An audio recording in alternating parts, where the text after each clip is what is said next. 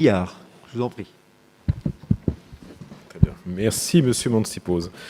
Je vais intervenir sur les dérogations au repos dominical accordées pour l'année 2022 au commerce de détail et autres activités. Bon, pour ceux qui me connaissent, effectivement, c'est un sujet sur lequel je ne peux m'empêcher d'intervenir, même si il va un peu à rebours par rapport à mes convictions et mes interventions que j'ai toujours portées depuis que je suis élu, et ça fait quelques années.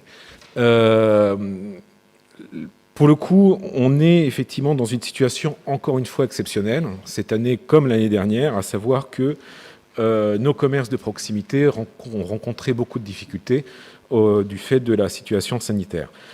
Ça ne nous empêchera pas, pour autant, quand la situation reviendra dans un état satisfaisant, en tout cas normal, et je l'espère le plus rapidement possible, de porter quand même une réflexion sur cette notion de travail dominical, issue d'une loi dite Macron, à l'époque, qui a été votée donc en 2015, votée d'ailleurs qui est passée par le recours au 49.3, qui était censé justement parler de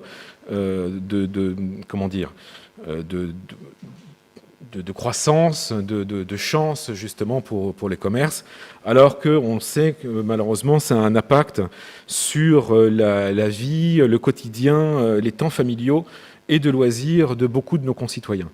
Donc là, effectivement, on va encore se positionner pour cette année de manière exceptionnelle, justement, sous l'ouverture des commerces sur 12 dimanches de l'année 2022.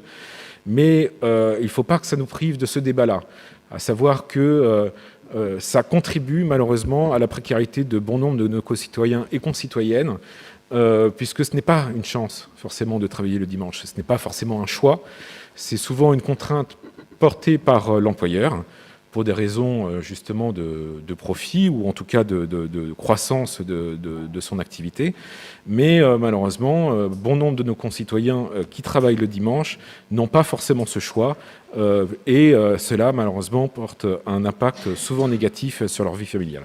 Donc nous voterons pour, encore une fois exceptionnellement, au regard de la situation sanitaire, et j'espère l'année prochaine revenir justement à un choix que j'ai toujours porté, à savoir que le travail dominical n'est certainement pas la solution. Je vous remercie.